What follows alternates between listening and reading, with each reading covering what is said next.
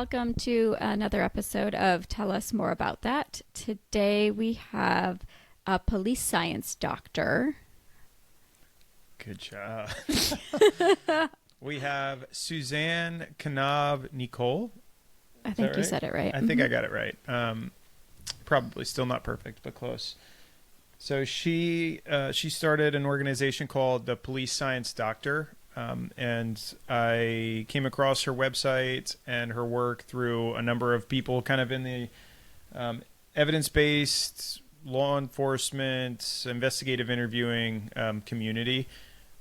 Reached out to her, and she was willing to get on a call with us and have a conversation. So, from the UK. Yeah, she's from the UK. It's Saturday morning here for us, so this is our first Saturday morning interview, but we were able to work the timing out, so she took time out of her weekend to sit down and have a conversation with us, which is a lot of fun. And the point of our podcast in general is to bring kind of more niche psychology topics to people who might not normally have these conversations. And so this conversation about investigative interviewing and police techniques and police science was something that is very intimidating for me and not a conversation I would normally throw myself into. But this was a very approachable and very informational conversation that we had with her. Yeah, she is a wealth of information. She's got a lot of experience in law enforcement over in the UK and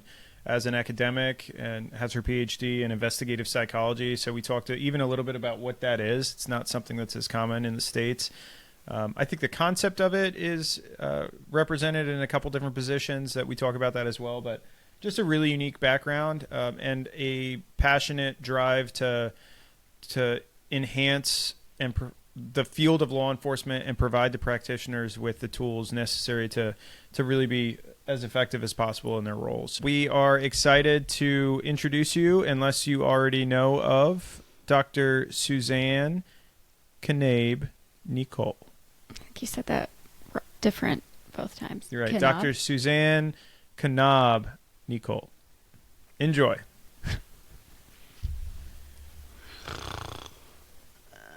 Welcome to another episode of Tell Us More About That. Today we have an exciting guest, and it's kind of unique because this is, I think, our first Saturday interview. Yeah. Which was difficult to get Jen up, even though it's 10 a.m. Out of bed, yeah. But our guest is located in the UK, so she is a number of hours ahead of us. I think like 6 hours ahead of us. But today we have Suzanne Knabe-Nicol. Not bad. Did I get it? Not bad, not great, but not bad. Well, welcome, Suzanne.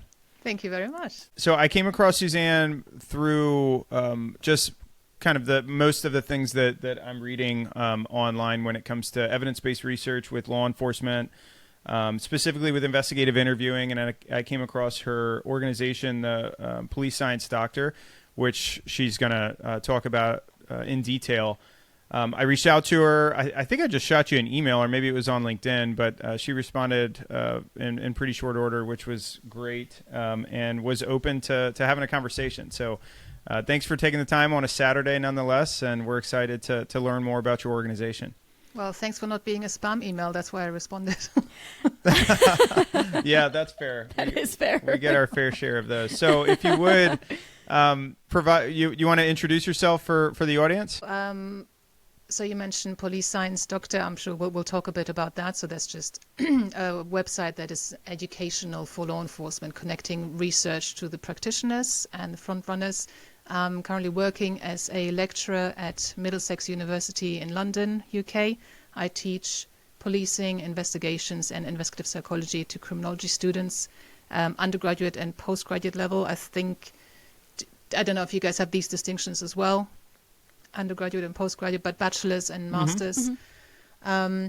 I've got a background in policing here in the UK in various police forces for over 10 years. They were all civilian roles, but different kinds of roles. And I might have a confusing accent to you guys over there. It's probably both British and German. So German born, to Polish parents, and I came to the UK after my A-levels and studied and worked here ever since. So my entire adult life has been in England. So you worked. Can you give a little bit more color on the types of roles that you had within law enforcement? I know you said they weren't sworn, but I know you did play some interesting roles.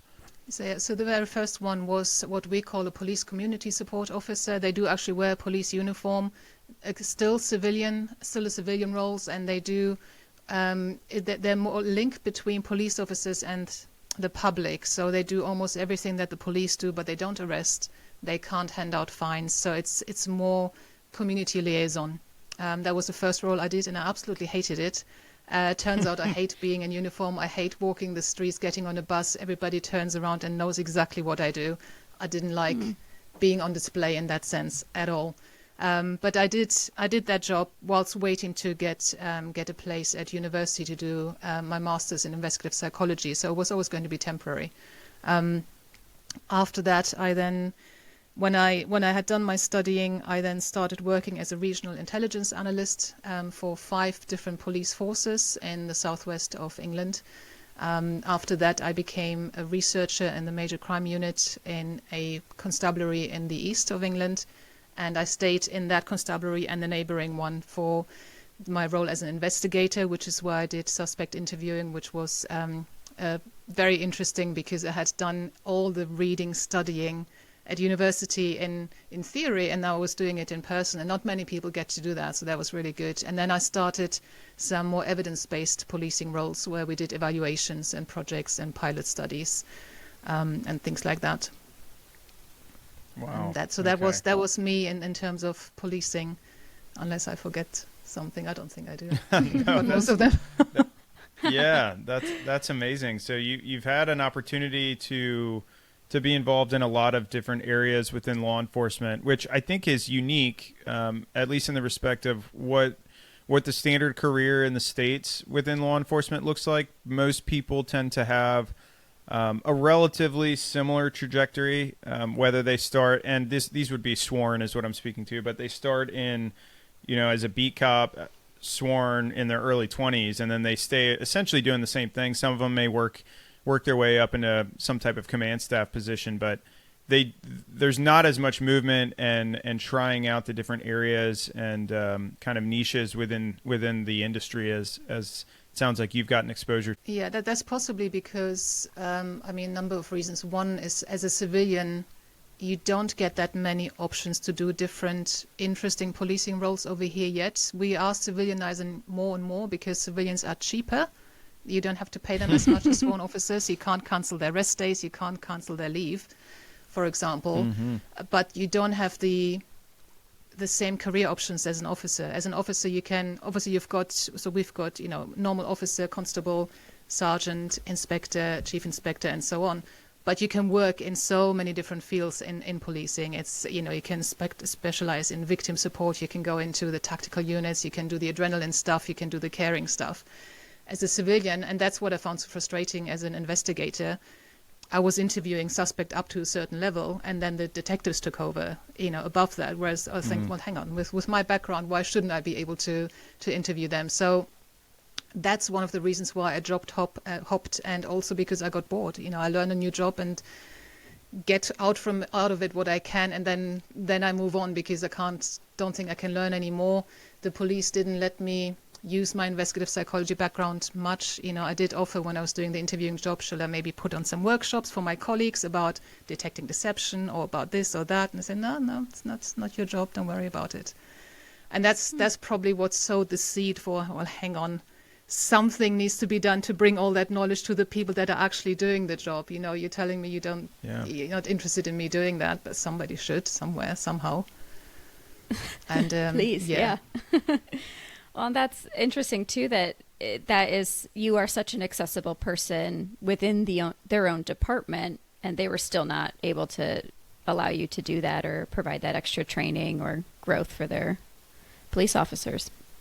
The problem is everybody's short-staffed, overworked, and then to get people to sit out for an hour to do a workshop that they don't see the need in. People are doing their job without it.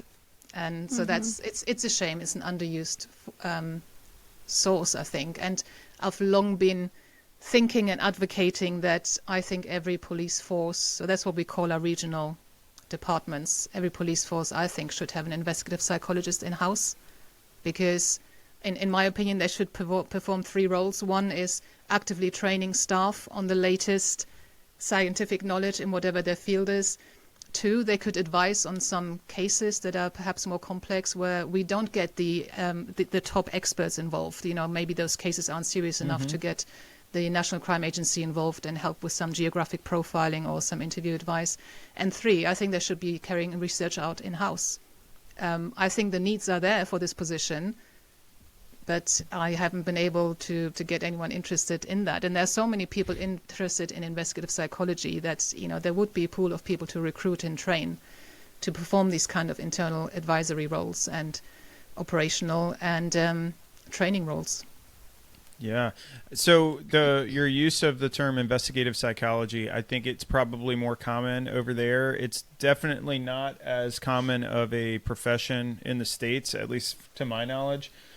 So forensic psychology, clinical psychology, operational psychology is kind of getting more into, I think, some of the realm of what you're getting at with job description wise. But can you give a little bit of color as to what it means to be an investigative psychologist? Yeah, so I don't know what operational psychology is, because that you just mentioned, because that potentially it could be in any kind of industry. So I can't tell you what an investigative psychologist does, because there doesn't exist a role called investigative psychologist, unfortunately.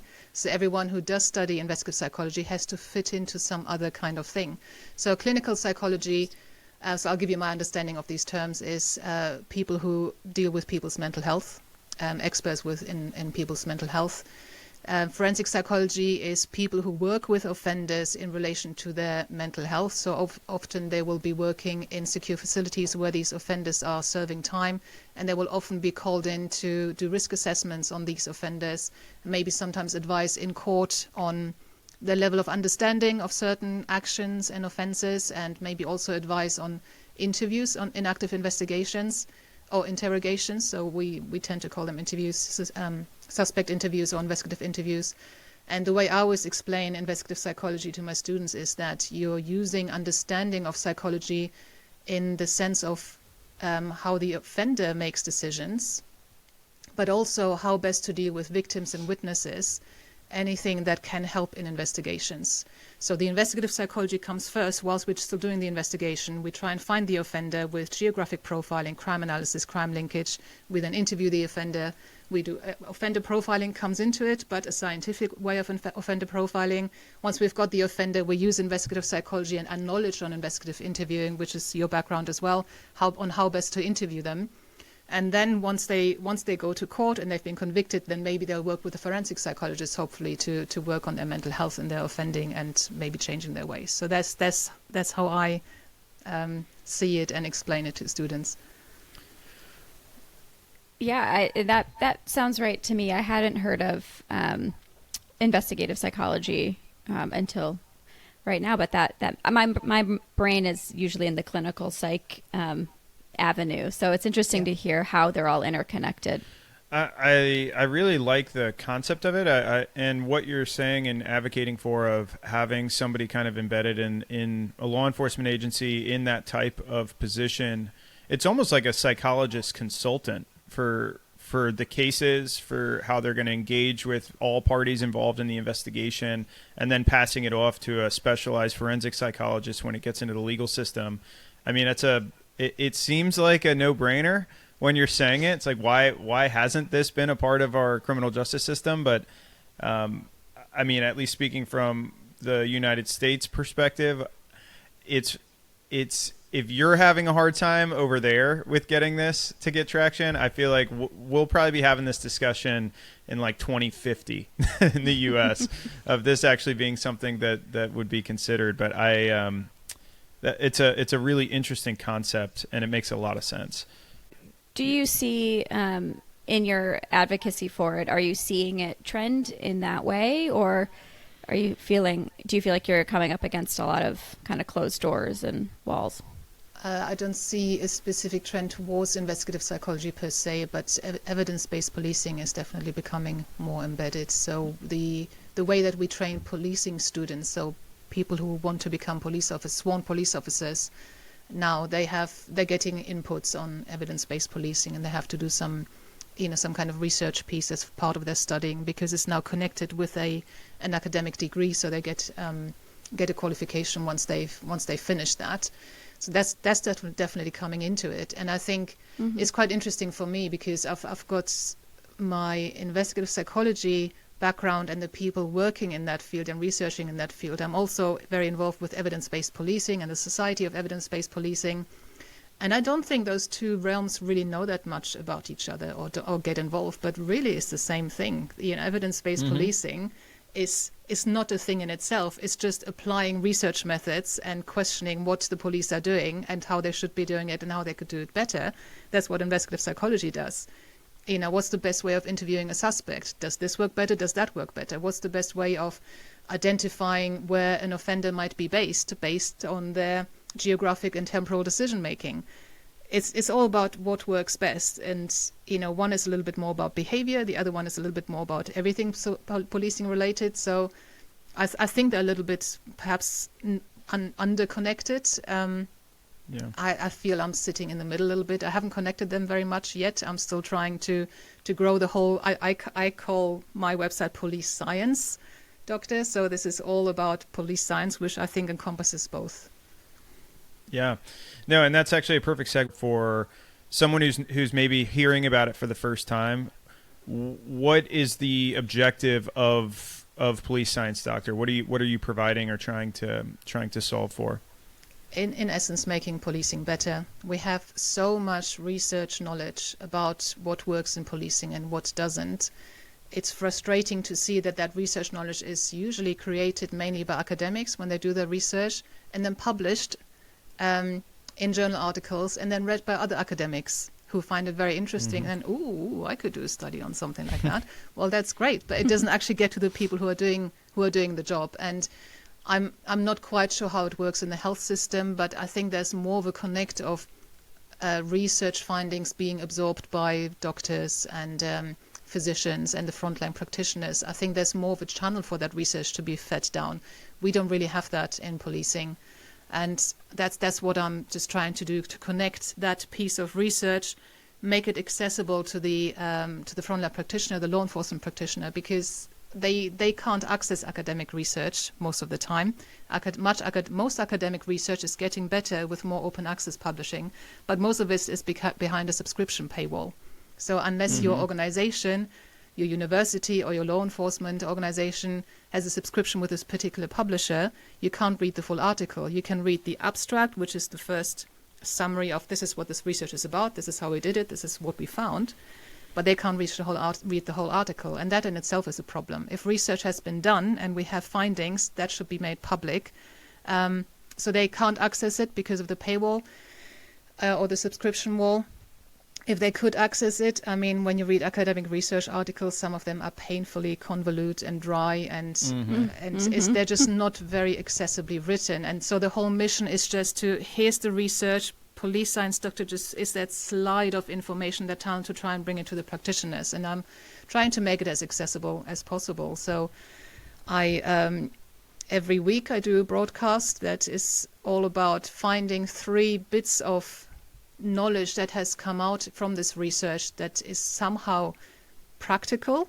And I always have to be careful how I word this, because I'm not saying that most of the research that's published is not usable, but a lot of it, if you're reading through all the email updates you get on what's been published, something is testing a methodology, or it's bystander behavior on this campus in Malaysia, and that's good, and it's great that it's being done, but I'm trying to say to the officer, did you know that you could do this and that might really work well? Or did you know how important this is? Or did you know that if this happens, you need to know that? So finding 3 tiny bits of information or golden nuggets in this police science field is not easy. And I'm always asking for people to send me articles if they've come across anything. And that will then turn into police science snippet that I email out with the link to the original research. Obviously, it depends on whether they can access it or not. It's down to their organization. But I just say it in a few, that those snippets videos are 5-6 minutes long. So they're very, very short. If somebody wants to know more, they can click on the link that is published on social media. It goes into the email.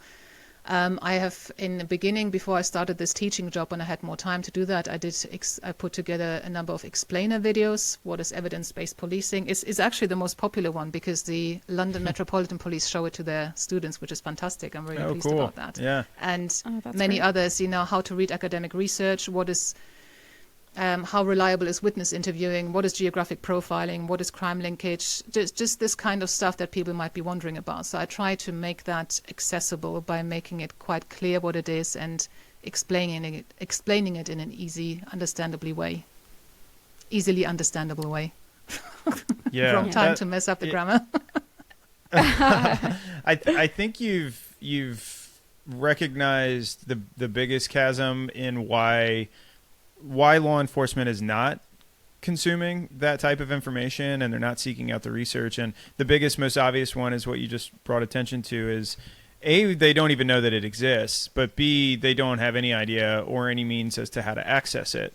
And then when they do access it, it's a lot of times beyond something that they even want to take the time to even try to understand how to consume it. So you've distilled it now down into, you've cut out all of the noise, and you've made, not only do they not even have to read it, and it's not that there is definitely a misperception about, especially like local law enforcement beat cops, that they don't even want to read, which is, at least in the States, which is ridiculous. They're all hungry for information. It's just they just don't know where to go or how to find it. So you've eliminated all of those roadblocks by putting it right in front of them and providing a very easy to access resource, and then also doing it in a way that they can consume very quickly. Like these shotgun videos. What did you had a almost like an online conference, didn't you, where it's like very quick, like rapid fire interviews with academics? What can you give a little bit more on what that event was? Yeah, and just another thing about the accessibility. They're all these broadcasts are videos and podcasts as well, so you can listen to them in the car, for example. Yeah, so I had a number of online events. So there was 2 rapid fire conferences. One was that was 3 years ago. So one was on just police science, I think, and the other one was it about investigative interviewing? That's really bad that I don't remember this. There was also mental health and policing online event. And it's just amazing how much content I found to put into those conferences and events. But obviously I need to be mindful of people's time and attention span. But there's so much that could be said on any of those topics. And yeah, for the rapid fire conferences, that the brief was to ask every contributor to, prepare a 10-minute video. I think all of them were longer. But yeah, then of course. Yeah. it's that happens, and that's fine as long as the content is good. I didn't mind it so much, and people can view the individual videos of the contributors, and they can view the whole thing on the Police Science Doctor website. So it didn't matter that much. But yeah, I was really pleased with the content that everybody provided to these events, and they're still all available to watch for free. And so it's I wish I hopefully I'll make the time again to put more of these together. I do have a new thing that I'm working on with Police Science Doctor, which is the Police Science Doctor magazine. Oh, cool. Oh, great. And that is going to be international. I think most such publications are focused on their country only, and it's going to be free, again, hopefully financed by people who want to advertise their organization or course or podcast, nudge, nudge, wink, wink, in there, so that everyone can, again, to keep it accessible, it has to be free. Police officers don't even want to spend £2 or $2 on something, and I get that. If everybody was asking me for £2 here and there, you don't want to. But if it's free, it's accessible, it's a PDF, there'll be interviews, there'll be even things that policing students write about their research. So it'll be very much more grassroots and much more from the ground up and much more personable, hopefully, I think, than some of the news organizations or the news outlets that deal with policing. But it's not easy doing all of that whilst also being a full-time lecturer. But it's something that is, Police Science Doctor is something that wasn't there. It should have been there, so I put it there. And, That's once you've got a passion for something, you can't let it go, even if it's costing you lots of money and nothing is coming back. But I know that people are reading the snippets and they're appreciating them. So that's, that sort of keeps you going. Do you, the content that is on either Police Science Doctor or the rapid fire conferences that you've put on, the content that you're putting out there, is that mostly directed at UK topics, themes, and patterns that you're seeing? Is some of it more international and sort of police force in general? I don't think any of it is UK like? specific. Okay. Even if some or much of it has come from the UK, it's something, like you're saying, you guys are, what did you say, 15, 20 years behind. If you hear it because we're already doing or doubling in it, then great, it can be applicable to you. I mean, one of the great, this has nothing to do with Police Science Doctor, but one of the great things that I think people should start realizing is something that Professor Lawrence Sherman has put out there, which is we're all quantifying crime wrong. You can't count crime, just like we can't count diseases. There's such a qualitative difference in the harm that it causes that we should have a crime harm index and rate the seriousness and the impact of the crime rather than the count. And that's something that's new here. And I teach it in my classes. It's the very first time that students have ever heard about this, apart from the people in the know in the evidence-based policing community, especially those that, that greatly respect Professor Sherman. I don't think anyone knows about this. And so if it's brought out in the context of the evidence-based policing route from Professor Sherman or the SEBP or Police Science Doctor, so it might have started here. Professor Sherman is American, actually, but it will hopefully spread and be recognized around the world. So I don't think any of the content is UK specific. Many of the speakers were international. And policing obviously is different in many countries, but the science behind it is very similar, even though studies have to be replicated in different countries, because what we might find with geographic profiling or behavioral or offender profiling in one country might be different, especially with the geographic profiling in a different location, because people, the way that people live and the way that the environment is structured is different. So again, it gives you a starting point, though. If you're hearing that most rapists don't travel more than 2 kilometers to find a victim, or a murderer will travel far many more kilometers to dispose of a body than to actually encounter or catch the victim. That's interesting. But then do your own research or get someone to do the research in your country to see, okay, what are the distances in our country? People travel a lot more, I think, in America and Australia than they might do in something as densely populated as the UK. So even if the figures are not the same in terms of what the travel is or how long the inter-crime distances are, it's a starting point units of for measurement. you to think about that. So one thing that you mentioned before that I kind of want to get a little bit deeper on is this idea of the whole concept of evidence-based policing. So evidence-based standards in law enforcement, the desire to find, conduct, and consume research and then actually use it in the field. So what is it that you think within law enforcement specifically that is just so ingrained on doing things the way they've been done? And now we have to kind of change what that expectation is. I think there's probably a number of reasons for that. One is the hierarchical nature of policing, that somebody who's come up through the ranks has probably come up through the old ways of doing it, and if something new has to be done, then to question everything they've done before in the past decades that they've been serving the public might not be the most comfortable thought and idea. The other thing is that I think practitioners often feel, often justifiably so, that there's a disconnect between what academics think that they should be doing, that the practitioners should be doing, but they've never done any of that themselves. So this is, you should, I've heard that one academic said that actually you shouldn't even ask any questions in interview. The best interview is one that doesn't ask questions. Now, I didn't go into that because it wasn't me who was speaking to the academic, but then the officer will be thinking, well, what do you mean? How is that supposed to work? And, when they were first told a few decades ago, you should always be nice and respectful to your suspect, which is the law here. It's not necessarily the law in America.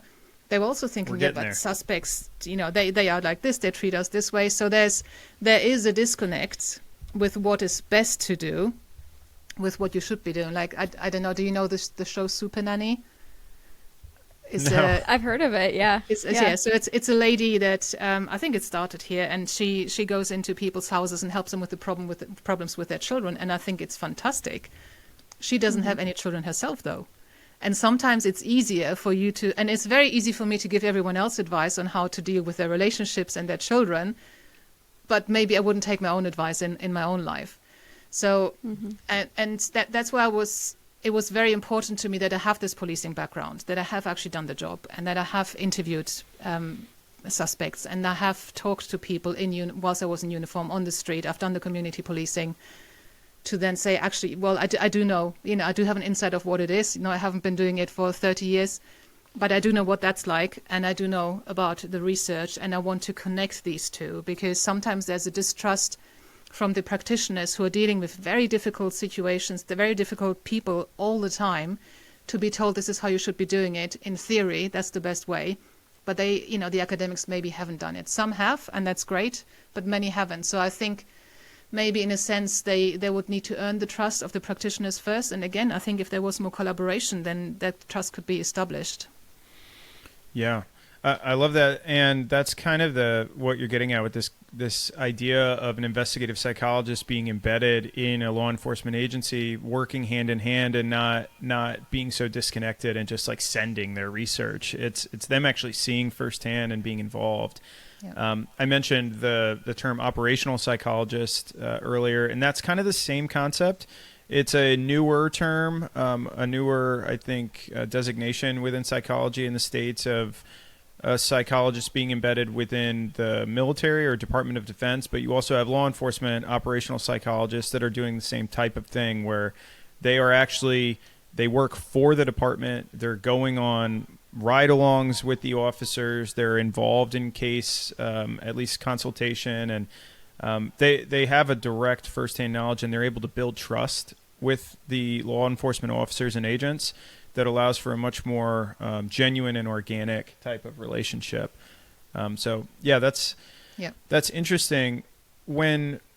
From my experience being in law enforcement, I was a local law enforcement and a federal agent this was a while back now, but going through multiple academies, not once did I ever have a class or any instructor ever talk to me about evidence-based principles in law enforcement, research, where to find it, how to consume it, how to apply it. Are you seeing that that's something that's happening, at least in the UK, of kind of grassroots movement of showing them and introducing them to this concept of evidence-based principles in law enforcement, so it's something they're carrying with them throughout their careers? It has started now. So a few years ago we changed how our police officers are being trained, and they're going through a program that is giving them a degree as well. So it's like a degree apprenticeship whilst they're studying to become a police officer, and once they qualify, they actually have a degree in something which is to acknowledge the training and expertise, and well, not expertise, but the training and the qualification they've gained in that. And that does embed evidence-based policing now, which is good. So all the newer officers are trained in it.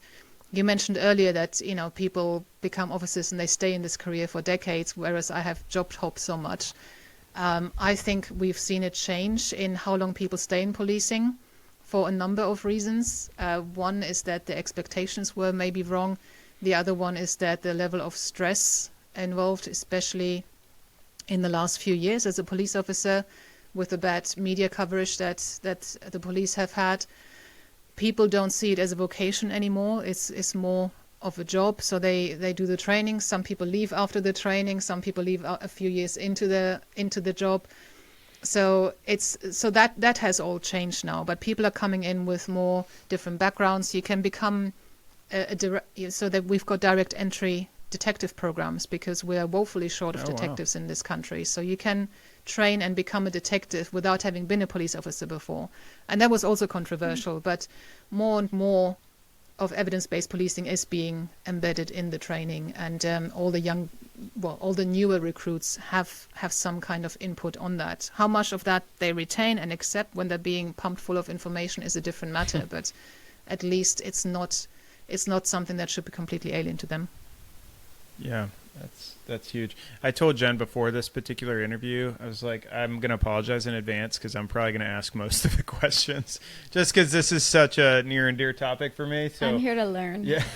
So I'm not trying to overtake the interview on it, but I actually have a question. Yeah.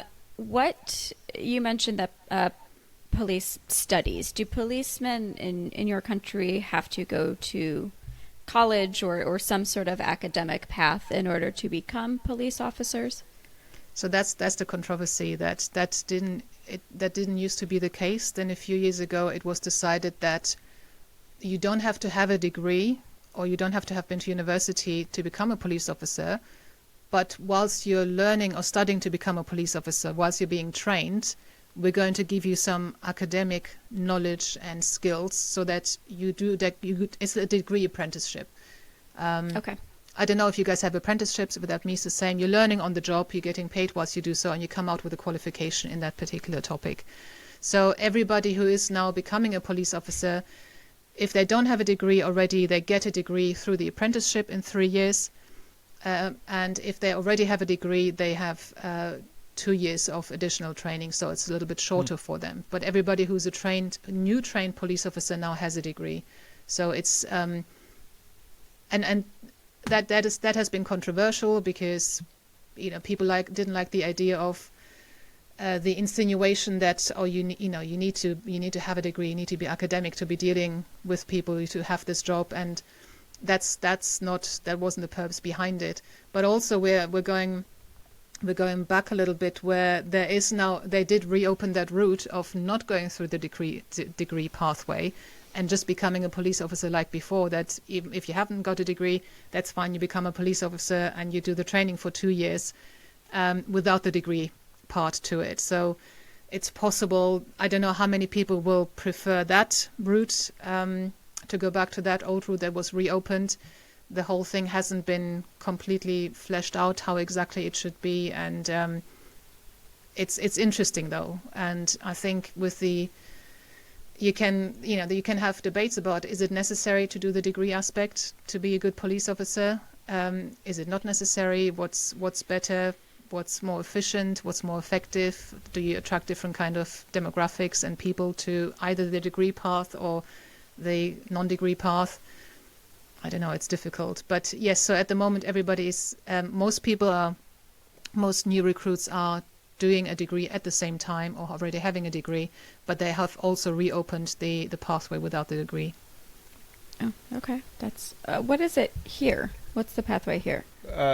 Here it's so difficult because it's so fragmented. So there's not a like a national standard for how law enforcement officers need to be hired. Every state has their own expectation, and then there's local, state, and federal different agencies, and so every town, every sheriff's department, every city municipal department has their own standard and expectation. So it's very much a fragmented system without any type of structure, at least universal structure. So it's difficult to say. You can go to a tiny little rural town, and their hiring standards are pretty much, you fog a mirror, you can get a job, because there's only like 5 people that work at this tiny little town.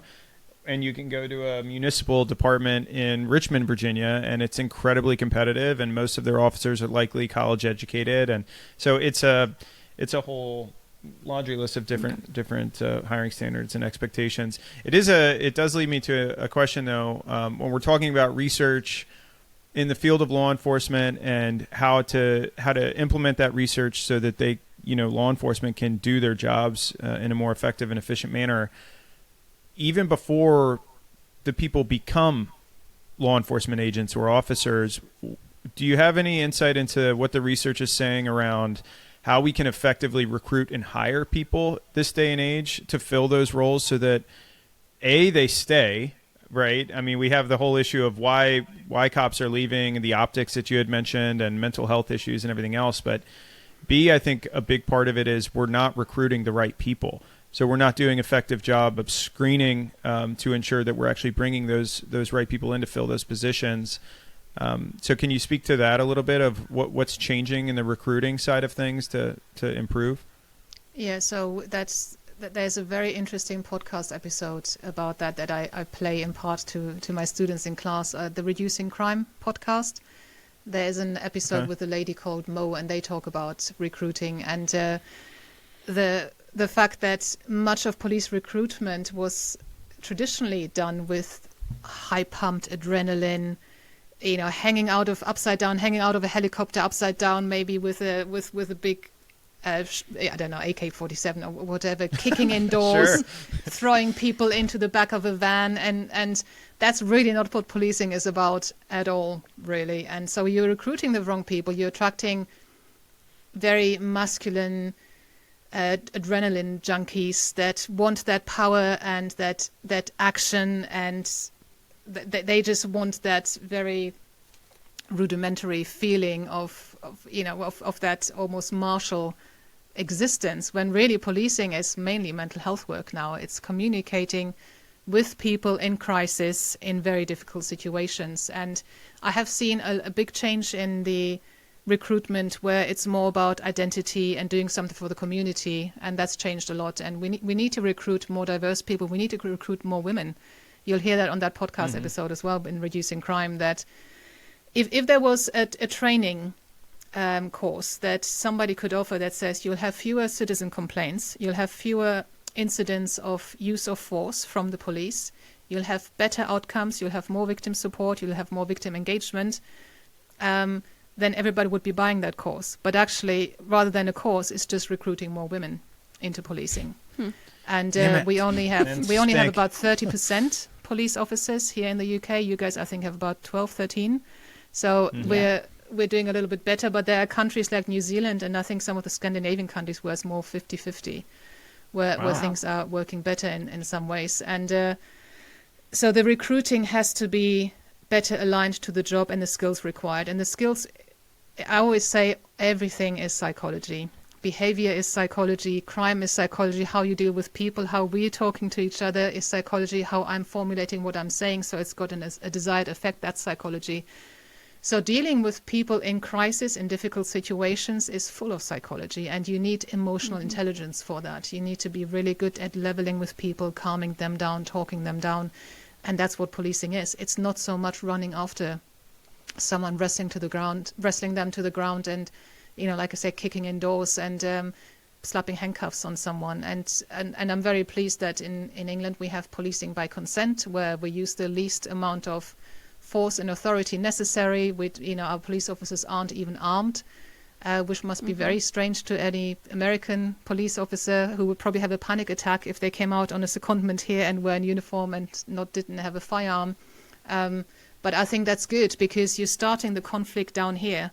Whereas, sometimes in American policing, you see it starts here straight away. It starts with authority, hand on the gun, and you can't. I wouldn't know how to change that because such a large proportion of your population is armed. You can't tell the police officers not to take it. So I don't know how to solve that. But I'm very pleased that here, for example, the population doesn't necessarily have any weapons at all. Some people who might go hunting, which is another controversial issue, and some criminals.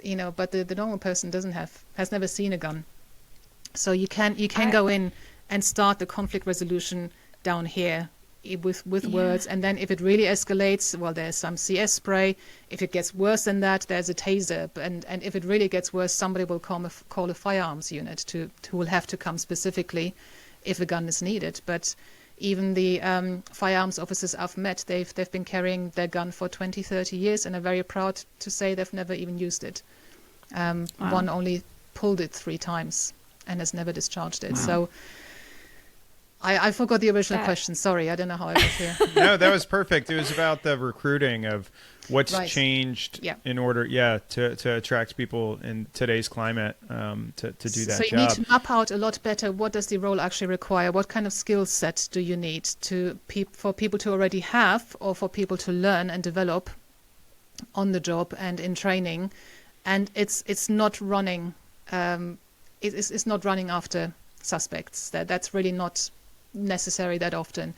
Map out what the skill set is that you need, map out what kind of skills have the best outcomes for the community, and then recruit for that.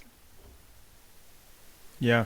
And that's the part that I do think is uniquely different between how policing is done. And obviously there's a number of different things that are different, but in the UK and in the States, where I 100% agree that there needs to be a greater emphasis put on the emotional intelligence component of a candidate and their ability to actually articulate their way through escalated situations and utilize the relationship and that kind of empathy-based approach to diffuse kind of tense, potentially dangerous scenarios and situations versus going directly for force. But I do think in the States there is a much more ever-present danger and risk of physical altercation.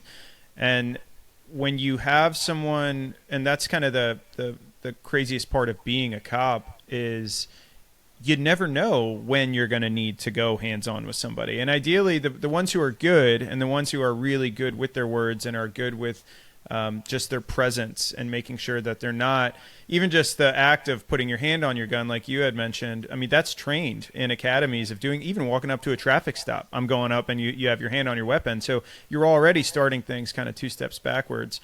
But the ones who are really good at it, they understand how to kind of mitigate and moderate the chemistry in those interactions to create a least likely scenario of escalation. Yeah. But there's still always the possibility that it's going to happen. So you need to have someone who leans into not resorting to that first, but is capable of doing it should it get to that situation. And that is a really unique type of person to find. Yeah. All while getting paid pretty much nothing for local law enforcement. So Yeah. it's I feel like it's a recruiting calculus that no one has effectively really figured out quite yet. The risk of confrontation is so much higher in the US because, like we said, that the population is armed and they're expecting the police already to behave in a certain way. But I think there is a contribution that comes from police training. I tend to not blame individuals for doing something they've been told to do. So if the training manual tells you put your hand on your weapon, that's what you need to do, then that's what you need to do, even though it already sparks confrontation in a way. But also, I mean, there are many other countries where the police are armed all the time. And I looked into this a little bit because I did a session on that for my students on international, what is policing like in different countries. And in Germany, for example, I forget the exact figures now, but in Germany they have a gun. Every police officer has a gun, but they spend a lot of their training when it comes to the gun on how not to use it, how to avoid doing that, whereas there's very little emphasis on that in America. So you're saying that you need someone who's really good with their skills and with talking someone down and de-escalating that, but that's rare to find or it's difficult to find, but that's what we should be looking for. That's the kind of person we should be looking for. And to change the police culture as well, don't come in like that with authority, come in with just a much more empathetic approach. But for that, the training would have to change, the police culture would have to change.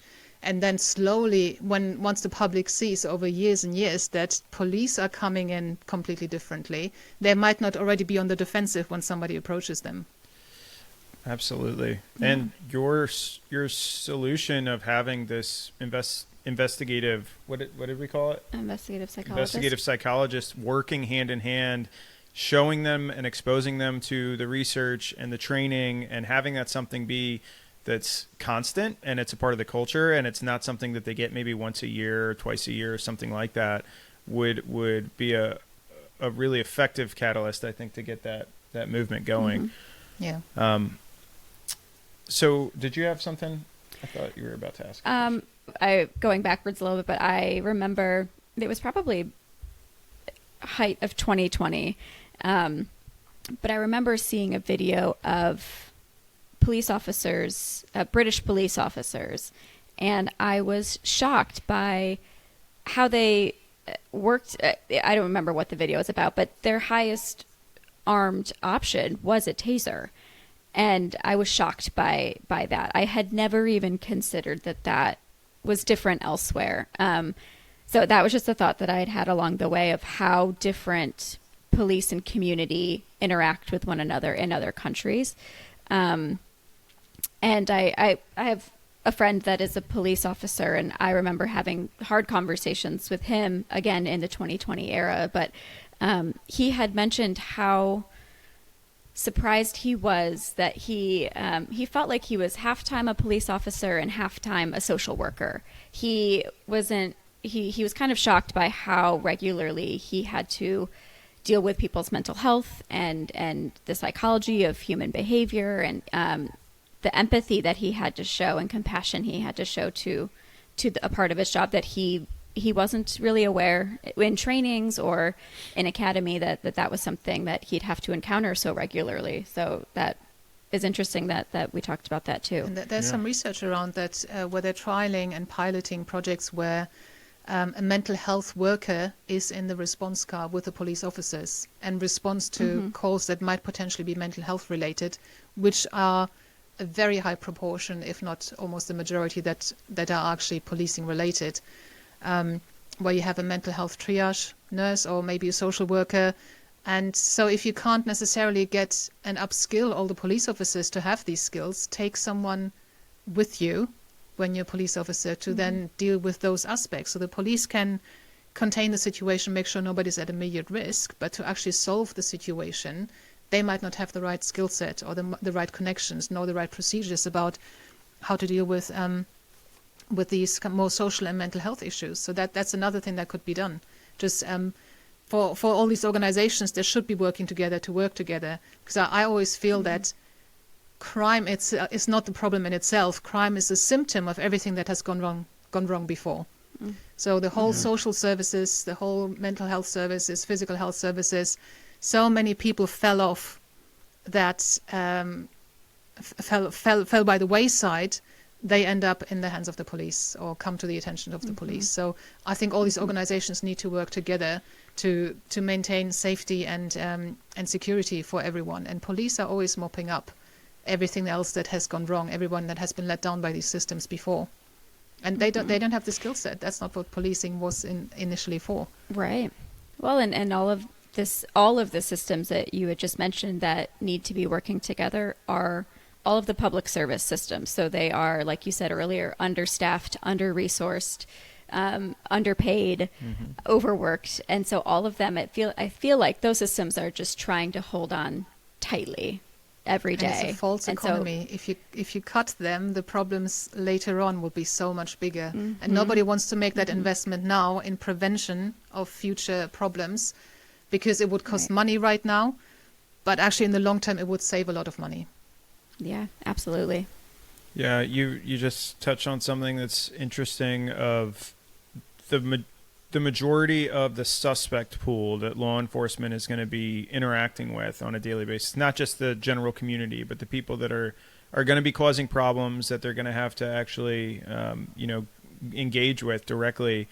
A lot of those individuals do suffer from some type of mental illness.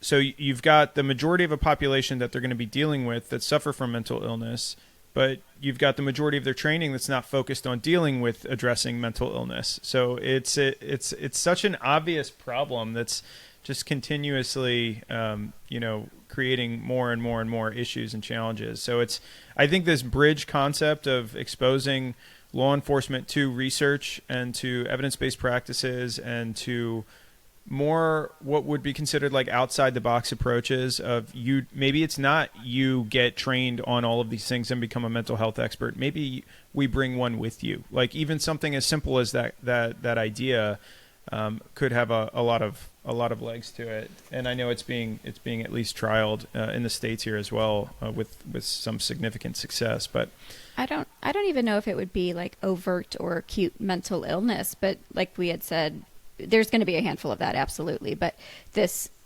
generational or like long-term displacement or oppression from other societal expectations that I think we call a mental illness. Like we talked about in a previous podcast, like we call it a mental illness, we call it anxiety or bipolar or whatever, but it's been decades or however long of trauma or other negative experiences that people have had that lead them down certain choices and certain pathways, and maybe we label it mental health, but if we were to look backwards, it probably makes sense in some way that people make certain choices that they make. Oh, yeah. Yeah, Yeah. always And- the victim-offender overlap is massive. Most of the offenders out there are victims. They were victimized when they were very young. They were victimized when they were growing up, and they're still being victimized, but they also offend. So and everything is cyclical. So if you don't recognize the challenges that somebody has when you're either interviewing them as a suspect, you might be misinterpreting their reticence or their hesitance or the way they respond. You might be misinterpreting that as signs of guilt or that they're hiding something. And the same with victims, because police, most of us don't understand trauma and how people respond to trauma. So then if you're interviewing a victim for a domestic assault or some kind of sexual assault, and they're being vague and they're sounding unsure and they struggle to remember, you might conclude, it didn't happen then, did it? And then you're losing that victim who was a genuine victim, and you're losing that person out of the process. They're not supporting the investigation anymore because they don't feel they were being believed, and the suspect who was being misinterpreted as well is now labeled even more as an offender because nobody believes them. They seem shifty, as very, very problematic. Not understanding the normal, genuine range of human emotions, and how they respond in certain situations and in interviews, that can completely not derail the investigation necessarily, excuse me, but lead it down the wrong path. Yeah.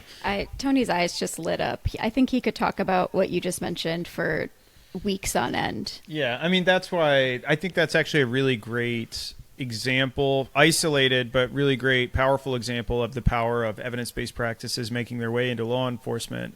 Just in the scope of investigative interviewing, cops have been trained to do at least just speaking from the United States perspective, traditionally have been trained to do a very specific type of engagement, and that is a suspect accusatory confrontational style engagement. And they utilize those skills in every type of interaction that they have, suspect, victim, witness, whoever it may be, and it's to force information from somebody. And so the problems that are caused from doing that, and now obviously there's a big change in the momentum of the way that police are conducting those interactions and those interviews, but the change is coming from an acceptance and now a hunger for what does the research say? What actually works? And trauma-informed interviewing, it works. Trauma-informed interviewing allows officers to go in with a different perspective and objective to the conversation and the way that they're handling it. So I like the concept of putting research in front of the practitioners in general on a more universal level within law enforcement is what we started this podcast about. But when we talk about let's talk examples. Investigative interviewing, you can see definitively the change in the type of information that you get in the way and the experience of the interviewee when the person goes through one versus the other. And it's a direct example of how this stuff works if it's taken seriously and really applied. Yes, I mean, you told me before we started recording that you had spoken to Professor Lawrence Allison, and he's the expert, isn't he, on the best way of interviewing to get cooperation from a suspect. A suspect is not necessarily guilty. We don't know. That's why we're interviewing them. And it might be such a novel idea to treat every suspect with respect and humility and be on an equal level when it comes to authority and give them autonomy in interview.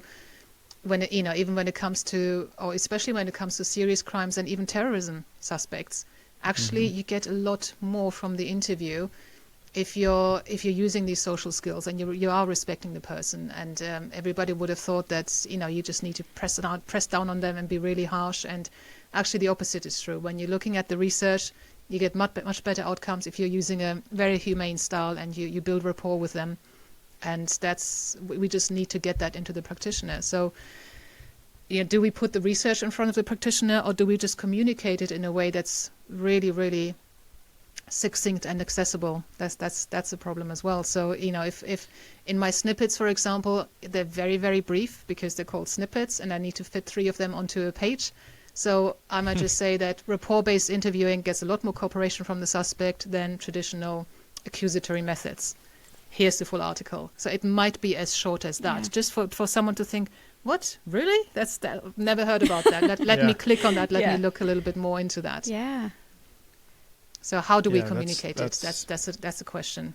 Because if now all the journals said, okay, let's make all our articles free access, open access, would you get, you would get some people who start reading them, but most of them wouldn't, because of what we talked about earlier. They don't have the time to read lengthy, stuffy articles, and they're not written in a way that is good for communicating the outcome. Yeah, I love that. It bridges, at least gives an opportunity for practitioners to bridge over to actually like self-learning and growing. Yeah, it's a good way to, I think we've gone now for a little over an hour, so there's like 5 other things I wanted to talk to you about, but I don't want to keep you on a Saturday now, almost evening for you. But I guess to close it out, if for the people listening, if they want to learn more about this, where can they find you? And if they want to get involved, so if they want to contribute with either articles or being involved in whatever other events that you have coming up, where would you direct people to go?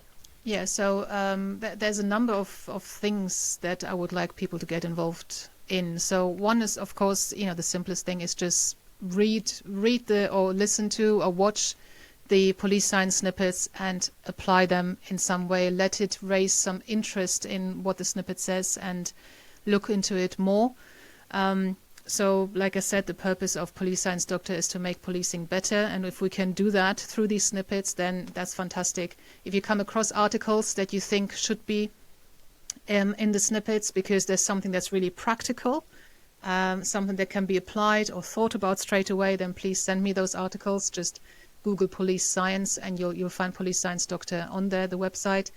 I also work with experts to put together courses on whatever it is that they are experts in. So I've got the Police Science Doctor Academy, which you also find on the website, on which you've got someone like Lawrence Allison has a course on there. A very, very, very easy, accessible course. It's more of an experience really and an assessment on how you respond in critical incidents, rather than a course. Professor Ray Bull, who is a big name in the field of interviewing, has a course on investigative. The Godfather.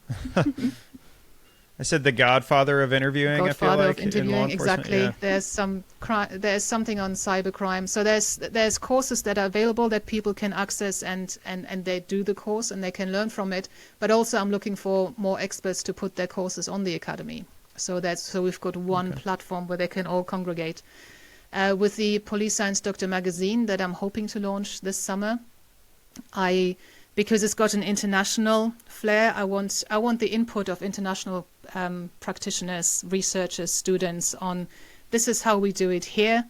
Let me write something about that, and then I can interview them, and the interview can be on there and in video form and in written form.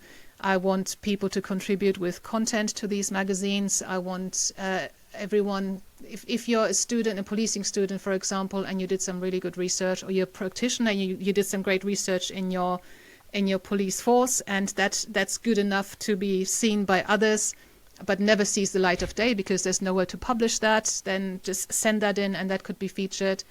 There's a lot of ways of getting involved in Police Science Doctor magazine. I haven't even explored, the first one isn't even out yet. So the second one, once the first one is out, people might get ideas of, this should be in there. You could put that in there. I can write something. I can provide something, and then we can have that in the second edition. So there's a lots of ways of getting involved with Police Science Doctor. And if anyone has got any questions, wants to collaborate in some way, wants to be in the magazine, wants to maybe be interviewed for Police Science Doctor, just get in touch. It's contact@policesciencedr.com. Google my full name, Google Police Science, you'll find me. Awesome. Yeah, we'll put all those links in the show notes as well. And the one thing that I did after I found your website, just signing up for the email list. There's already been tons of really great informative emails that come through, even getting involved on that level. So you say tons, it's one per week. Don't scare people, please. No. Yeah, tons of value maybe is what I meant. Yeah, okay, no, good. it's you're not getting inundated with lots of emails, but No. I honestly do believe you have done what you're working towards doing is just such an admirable kind of mission and project, and you can tell you're very passionate about it, which is why you're being so successful with it. But I think you're actually you're onto something that it's crazy hasn't been done yet before. But the way that you're going about doing it, of bridging this gap, it is. I'm hopeful in the same way that you are that it'll catch and it'll make some waves. So, thank you for everything that you're doing, and thank you for coming on and taking some time to chat with us today. Thanks for joining us on another episode of Tell Us More About That. Don't forget to subscribe on whatever platform it is that you're listening to us on, and also leave us a rating and review. If you have any topics you would like us to consider, if you have any feedback or commentary, only if it's positive, please visit www.tellusmoreaboutthat.com. Thanks again for joining in, and we will see you next time. See ya.